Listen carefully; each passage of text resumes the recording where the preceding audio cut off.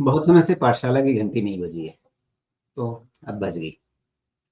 Breakout मतलब जी। आप कोई टीवी चैनल खोल के बैठ जाइए तो आपको कम से कम दिन में 100 बार तो ये शब्द सुनाई पड़ जाएगा। होता क्या है? कैसे होता है? कितना बड़ा होता है? कितना छोटा होता है? किस स्ट्रक्चर से देखते हैं? किस लेवल से देखते हैं? कैसे देखते हैं? मतलब अ, आप जैसे विद्वान आकर के टीवी पे तो बोल जाते हैं कि ब्रेकआउट हो गया, लेकिन वो मतलब कहाँ से निकलता है? उसकी जड़ें कहाँ से फूटती हैं? जी, पहली चीज़ 2 चीज़ पहले बता दूँ उसके बाद आता हूँ। पहली चीज़ कि ब्रेकआउट का एक और मतलब है जब हम थक जाते हैं तो एक ब्रेकआउट एरिया हमारे ऑफ़िस में है, वहाँ पे जाके थोड़ी देर टाइम स्पेंड करके आते हैं। और रही बात आपने यूज़ किया विद्वान तो मुझे नहीं लगता कि अभी तक भगवान करे मैं जब 60-70 साल, 75 साल का हो जाऊँ तो उस कैटेगरी में आ जाऊँ। अभी तो मैं सीख रहा हूँ और आपका ये जो शो है, इससे जो मुझे सीखने मिलता है इसका कोई लिमिट नहीं है। इतने क्वेश्चन और इतने तरह के और आपके क्वेश्चन ये तो अभी वो सीखते-सीखते शायद किसी ज़िंदगी में बन जाऊँ, अभी तक स्टूडेंट ही हूँ उसी कैटेगरी में। अब रही बात ब्रेकआउट की, तो देखिए ब्रेकआउट क्या है ना, ये एक टेक्निकल जो एनालिसिस का तरीका होता है ना, एनालिसिस का तरीका क्या होता है, एक होता है फंडामेंटल, जिसमें आप कंपनी के profit and loss account, balance sheet इसको रीड करते हैं। आने वाले समय की प्रॉफिटेबिलिटी कैसी रहेगी, कैश फ्लो कैसा रहेगा, उसके बेसिस पे एक वैल्यू निकालते हैं, एक प्राइस निकालते हैं।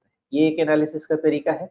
दूसरा होता है जिसको बोलते हैं टेक्निकल एनालिसिस। टेक्निकल एनालिसिस में आप mainly price trend, past price trend को रीड करते हैं और प्राइस एंड वॉल्यूम एनालिसिस करते हैं। तो ये एनालिसिस करने के लिए आपको टूल्स लगते हैं, इंडिकेटर्स लगते हैं, जो एक्चुअली विद्वानों ने बनाया है और हम उसको इस्तेमाल कर रहे हैं। तो उसमें मेथड ऐसा होता है कि स्टॉक कोई भी चीज़ चलता है तो एक कहीं न कहीं जाके रेजिस्टेंस आ जाता है, थकान आ जाती है। जैसे अभी मार्केट में क्या कह रहे हैं, फटीग लग रहा है कि नहीं पता नहीं फटीग लग रहा है। हम भी दिन भर काम करते रहते हैं तो एक रेजिस्टेंस आ जाता है, एक थकान आ जाती है। तो जब वो थकान आ जाती है तो उसके बाद इंसान भी आराम करता है तो स्टॉक का प्राइस भी आराम करता है।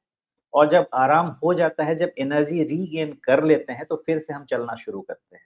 तो जिस पॉइंट से हमें थकान होनी शुरू हुई थी, जब हम एनर्जी रीगेन करके उस पॉइंट को क्लियर कर देते हैं, तो उसको हम बोलते हैं ब्रेकआउट अचीव कर लिया, कि हमारी एनर्जी इनफ हो गई है, अब हम इसके आगे चलेंगे। ये आपको क्रूड लैंग्वेज में समझा रहा हूँ, इसको हम बोलते हैं ब्रेकआउट।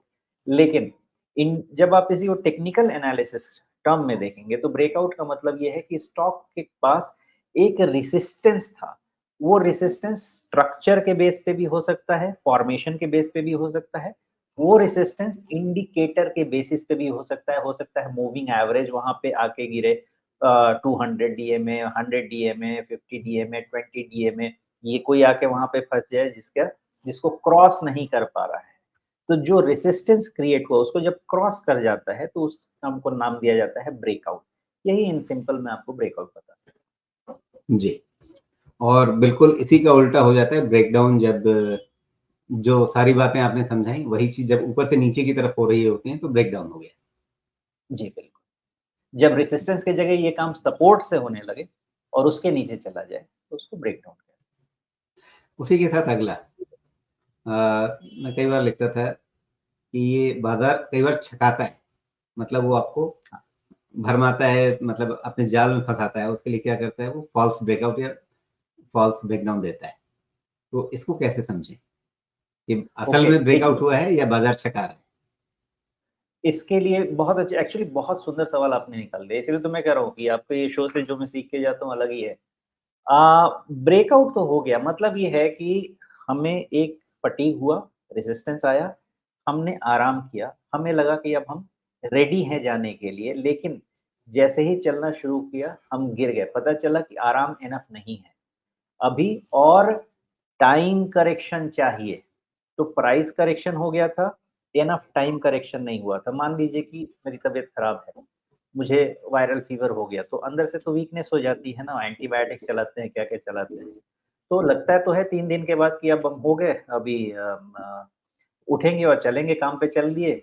जब पता चला नीचे पार्किंग में पहुँचते-पहुँचते तक पसीना आने लगा कि नहीं भई अभी तो थकान बहुत है, हम नहीं जा सकते। मतलब ये है कि मुझे लगा कि ब्रेकआउट हो जाएगा, मेरा रेजिस्टेंस क्रॉस हो जाएगा, लेकिन मैंने आराम इनफ नहीं किया है और इसलिए मैं फिर से वापस आराम के मोड में चला गया। इसी को बोलते हैं फॉल्स ब्रेकआउट।